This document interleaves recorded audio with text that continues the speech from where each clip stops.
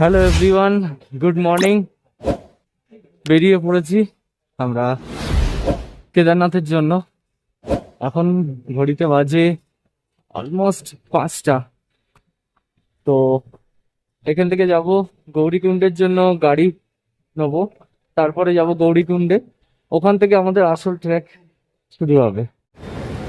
লাঠিটা খুব জরুরি, লাঠিটা তোমরা সোনপ্রয়াগ থেকেই নিয়ে নেবে, কারণ হালকা হালকা যে ট্রেক সেগুলো লাঠির সাহারা নিয়ে যদি ওঠো কষ্ট কম হতে থাকবে।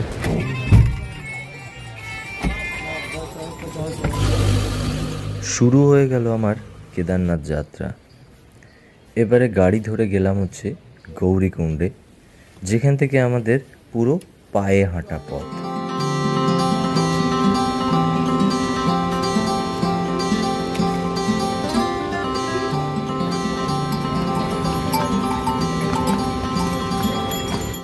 এবার আস্তে আস্তে ভোরের আলো বেরোচ্ছে, আর এই পাহাড়ের সৌন্দর্য এবং পাহাড়ের ঝর্ণা দেখতে দেখতে এগিয়ে চললাম।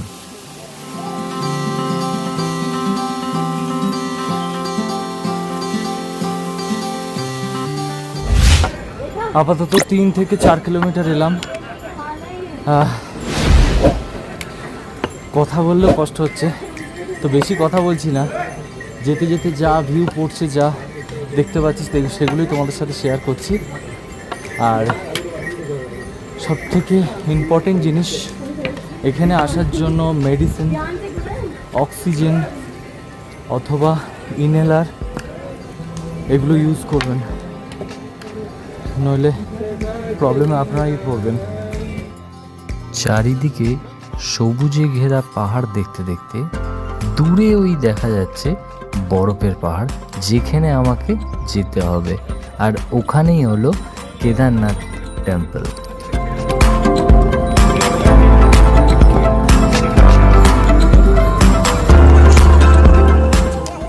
কেদারনাথ যাওয়ার পথে অনেক ওয়াটারফলসই তোমরা দেখতে পাবে, ছোট বড়, যেটাকে পাহাড়ের সৌন্দর্য আরও বাড়িয়ে তোলে। আর জরুরি জিনিস হলো, এই ট্রেক করার সময় তোমাকে কিন্তু টাইম খেতে হবে এবং তোমাকে নিজের কাছে খাবার স্টোর করে রাখতে হবে, কারণ সব জায়গায় কিন্তু তোমরা খাবার নাও পেতে পারো।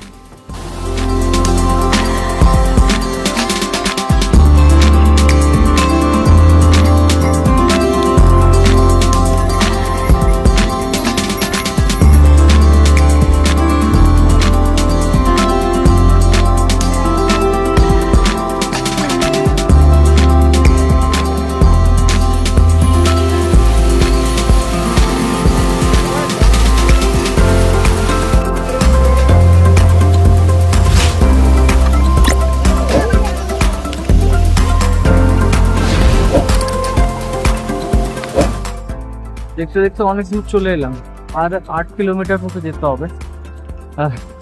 মাঝে এক সময় ছিল যে মনে করলাম যে না, ঘোড়ায় উঠি, তারপর ভোলে বাবার নাম করে না এসছি, যতক্ষণ হেঁটেই যাব।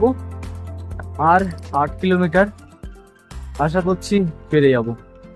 তো যেতে যেতে কথা হচ্ছে আরো।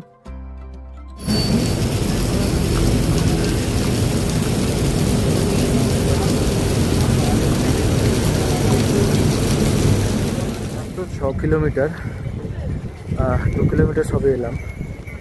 এক একটা কিলোমিটারও খুব ইম্পর্টেন্ট এখন, কারণ সামনে যে ফার্স্টের যে রাস্তাগুলো ছিল সেগুলো কিছুটা ইজি ছিল, বাট এবারে যে লাস্ট 8 কিলোমিটার খুবই মানে কি বলবো, চড়াই খুবই আর কি, মানে সিঁড়ির মতন আর কি, এতটাই খাড়াই। মানে 10-15, কথা বলতেও সমস্যা হচ্ছে, 10-15 পা আসার পরেই একটু করে দাঁড়াতে হচ্ছে। আগে যখন আসছিলাম তখন ওটা আমরা মোটামুটি আমি আধা ঘন্টা দাঁড়িয়ে তারপর বসছিলাম, বাট এটা সেই অবস্থা নেই। এবারে কিন্তু পাহাড়ের সবুজ ভাবটা আস্তে আস্তে কমতে থাকবে আমরা যতটাই ওপরে উঠব। তার কারণ হলো ওপরটায় যেহেতু বরফ পড়ে সেই জন্য গাছপালা কিন্তু অনেকটাই কম। অনেকক্ষণ ওঠার পরে যখন এরকম জিগজ্যাগ দেখি তখন আবার মনে হয় যে এত উঠতে হবে, যেতে তো হবে।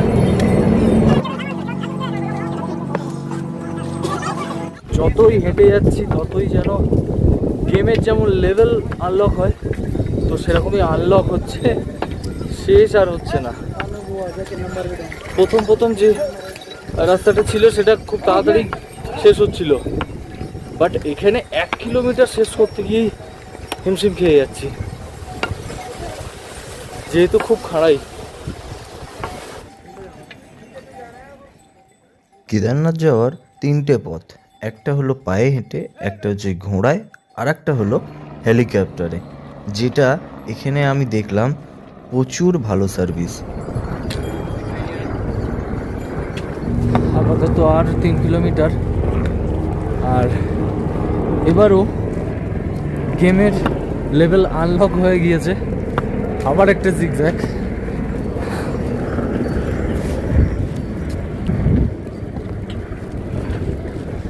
এটা পার করলেই আমরা মন্দির অবধি পৌঁছতে পারবো।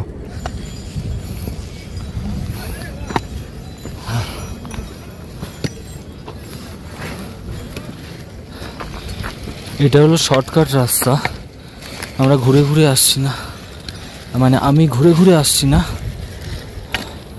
আমি একটু শর্টকাটে আসছি, সেই জন্য খাড়াই পুরো রাস্তাটা।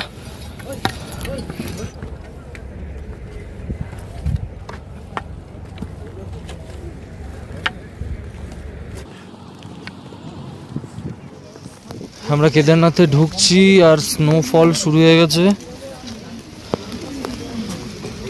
জাস্ট এই বিল্ডিংটা পার করলেই কেদারনাথ ঢুকতে পারলাম না, আর 500 মিটার 400 মিটার বাকি, তার আগেই স্নোফল শুরু হয়ে গেছে। তোমরা দেখতে পাচ্ছ কিনা জানি না, জামাই ফামাই পড়ছে দেখো তোমরা। স্নোফল হলে তো আমি চেয়েছিলাম স্নোফল হোক।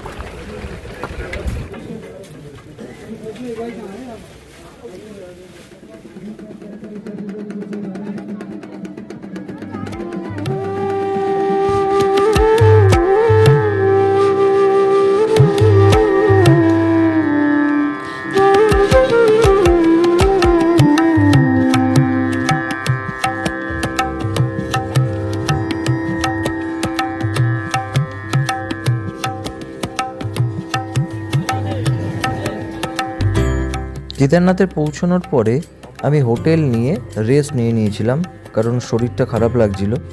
তো এটা হলো রাত্রির বেলা 10:30টার সিন, মানে সেই টাইমে এত লোক পুজো দিচ্ছে।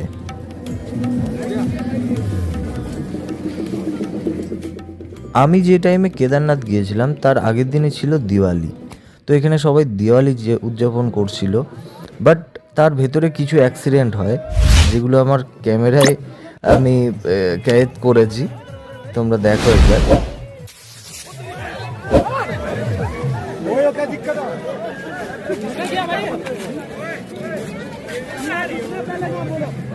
তাই তোমাদেরও বলবো যখন তখন অ্যাক্সিডেন্ট হতে পারে, তোমরাও যখন বাজি ফাটাবে খুব সাবধানে।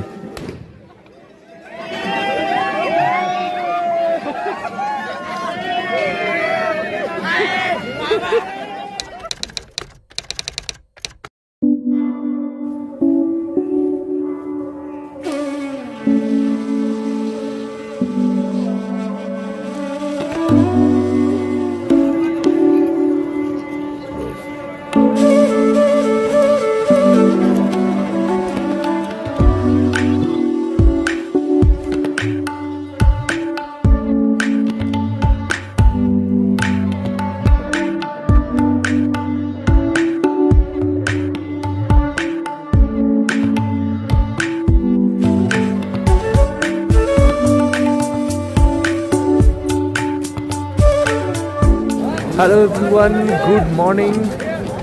কেদারনাথ থেকে কালকে রাত্রিবেলা যেহেতু অনেকটা কষ্ট হয়ে গিয়েছিল এবং লাইটও ছিল না, সেইভাবে ভিডিও করাও যেত না, ওই জন্য আজকে সকালবেলাই আমি ভিডিও করছি।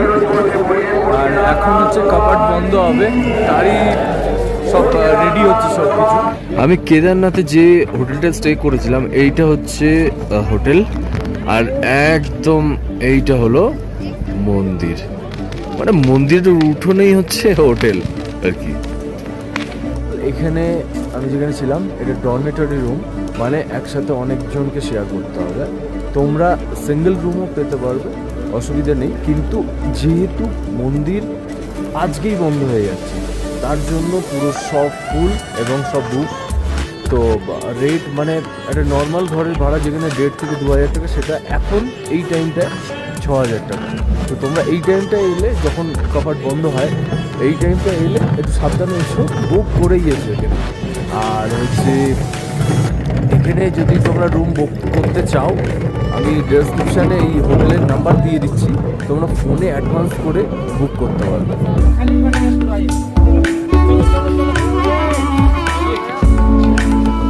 এটা হলো সেই পাথর যেটা হচ্ছে যখন ফ্লাড এসেছিল ঋষিকেশে, তখন এটা ওপর থেকে গড়িয়ে আসে এবং জলটাকে, যখন পিছন দিকে জল আসে, জলটাকে ভাগ করে দেয়, দিয়ে মন্দিরটাকে সেভ করে দেয়।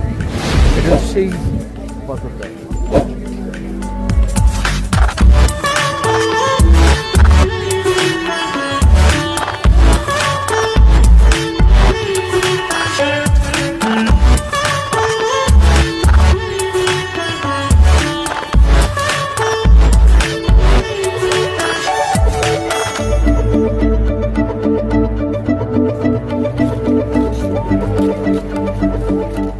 মন্দিরটাকে ভালো করে দর্শন করার পরে চারিদিকটা ঘুরে দেখলাম এবং আমি ফেরার সময় ঘোড়া করে নিয়েছিলাম।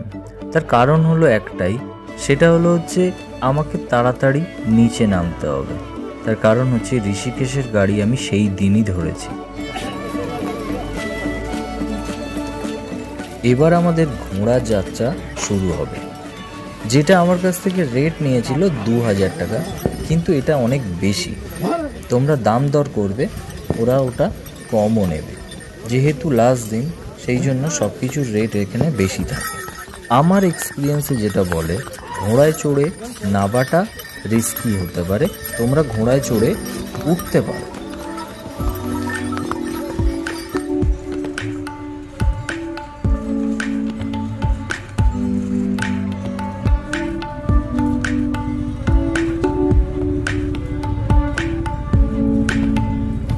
যারা জানো না তাদের জন্য বলি, এটা হলো বাবা কি ডলি, মানে ঠাকুরটা নিচে নামিয়ে আনা হচ্ছে। এটা আবার 6 মাস পরে ওপরে নিয়ে যাওয়া হবে, মানে কেদারনাথে নিয়ে যাওয়া হবে। এটা আমার বেস্ট এক্সপিরিয়েন্স যে আমি এটাকে দেখতে পেয়েছি স্বচক্ষে।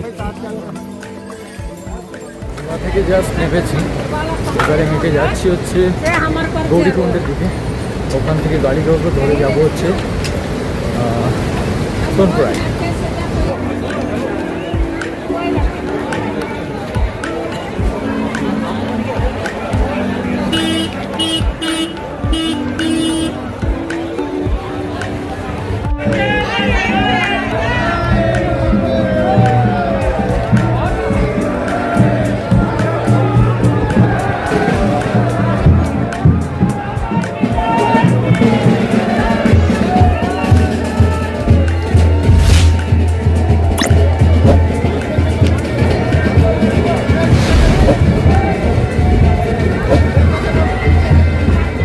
সোনপুরায়ের দৃশ্য।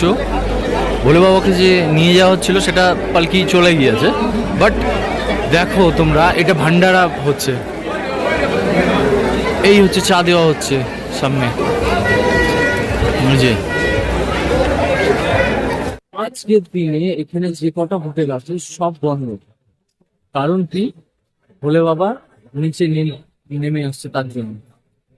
এর সাথে আরেকটা জিনিস দেখলাম, আমরা যখন গৌরীকুণ্ডে নেমেছি ঘোড়া থেকে, ওখান থেকে গাড়ি পাওয়া যাচ্ছিল না। গাড়ি পর্যন্ত যে ভান্ডারার সরি বাবার যে পালকি যাবে, সেই পালকিটা যাওয়া না পর্যন্ত তো গাড়ি ওরা রানিং করবে না।